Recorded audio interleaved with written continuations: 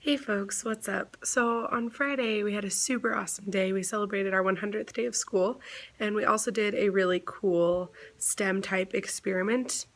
Unfortunately, I lost my voice, and so I didn't film anything because I could not talk. Here is an example of that. I just want to make this video really quick for proof that I cannot talk.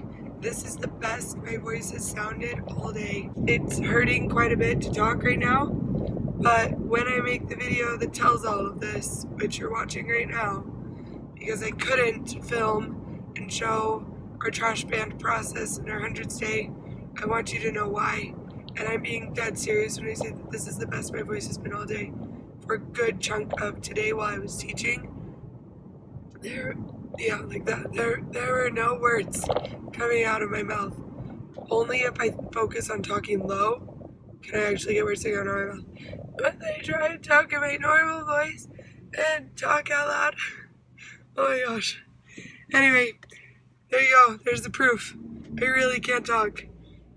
That's how it happened.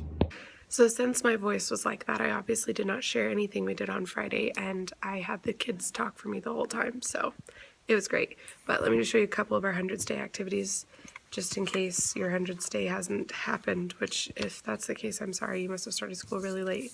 Or maybe you just want to do these just for the heck of it. Okay, so the first thing we did was we made glasses. So you can do these two ways. We cut them out and you could either put them on a popsicle stick or we hole punched them and put pipe cleaners so you could wear them as actual glasses. So that was the first thing we did. And then we did a Tootsie Roll experiment, or Tootsie Pop, excuse me. You lick it and calculate how many times you lick it before you hit the Tootsie Pop in the middle. Mostly we just ate candy. It wasn't super scientific, but it was fun. And then since we've been talking about shapes, we did this 100-day shape up.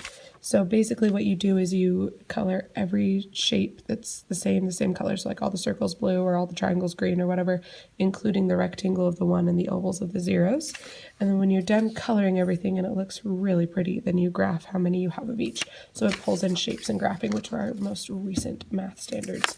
So those are what we did to celebrate 100th Day. I also had a hundreds exercises that I did right at the end of the day, but we didn't do too much of that. So there you go, 100th Day for you. When I start looking through my shelf over here, I realize all the things that I did like decades ago and never really showed you, but this thing was actually super cool. I found this online. We were talking about comparatives and superlative endings. I didn't teach them those words, but the ER and EST endings. And so I found a book called Things That Are Most in the World, which just uses a lot of the superlative endings. And then a blog, I hope it was a blog, I don't know where I got this from, had a writing page that kids basically made their own page for the book Things That Are Most in the World. So we listened to the book on YouTube and then we made these pages and they turned out really good. Let me show you.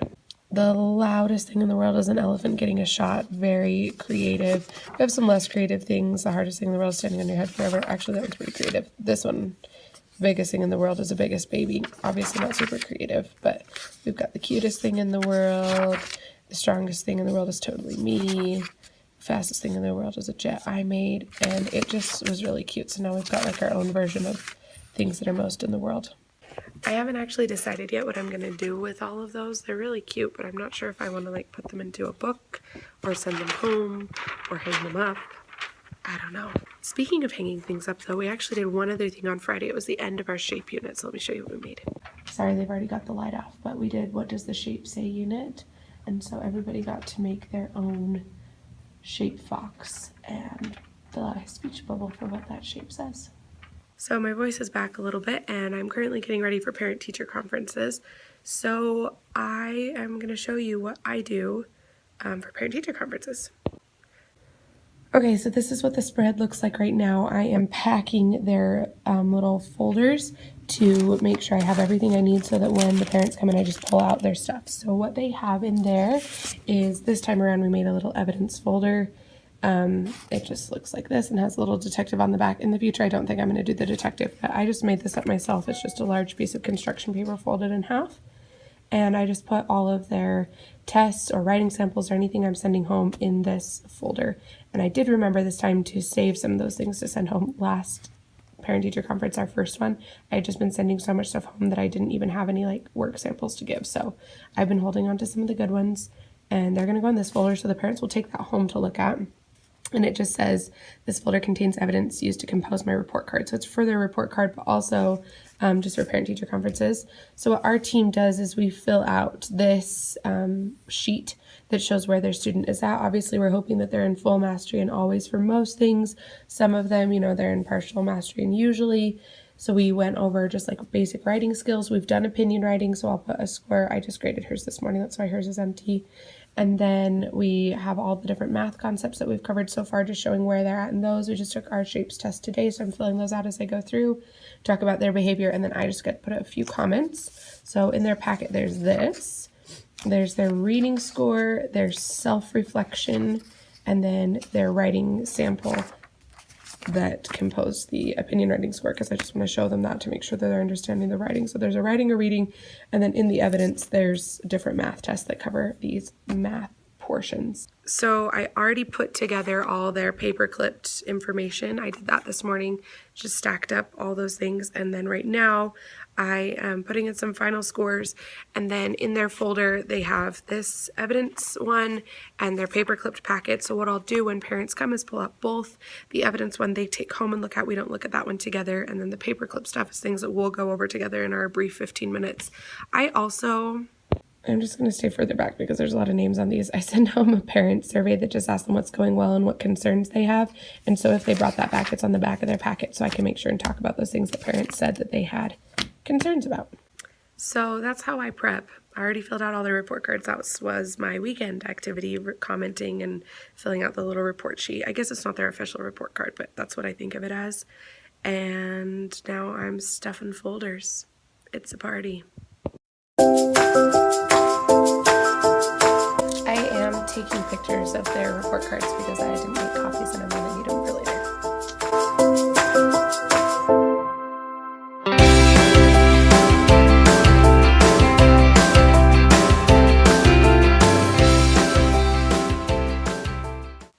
So I finished sorting everything out for parent-teacher conferences, and I've been getting a bunch of stuff ready for the rest of this week.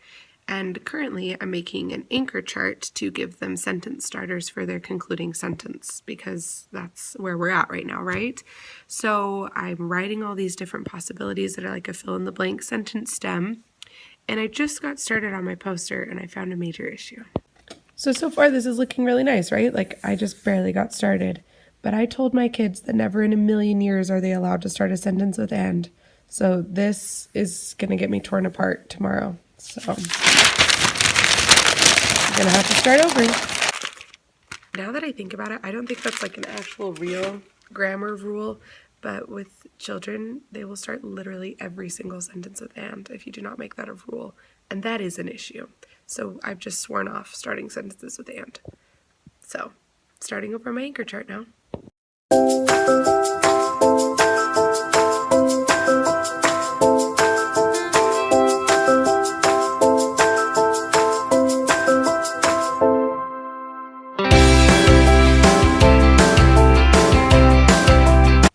All right, there we go. Much better. And I'll just go trim the edge off and that will match with our topic sentence starters. Anyway, so that's pretty much what's been going on at school recently. Parent-teacher conferences are tomorrow and then again on Thursday, and I'm feeling pretty prepared. So hopefully those go well. Starting a new month. Got Valentine's Day coming up. So many crazy things going on, but it's going to be great. Okay, one funny story before I leave you in peace. So I'm sitting at my desk doing normal teacher stuff, and these two girls come up to me and they say, "Miss Stone, when are you going to get married?" And I was like, "Oh, probably never." And they were, total shocked. And I was like, no, I'll get married eventually. I just have to meet somebody first. They're like, "Well, you need to meet someone because you need to get married and have 2 last names." Okay.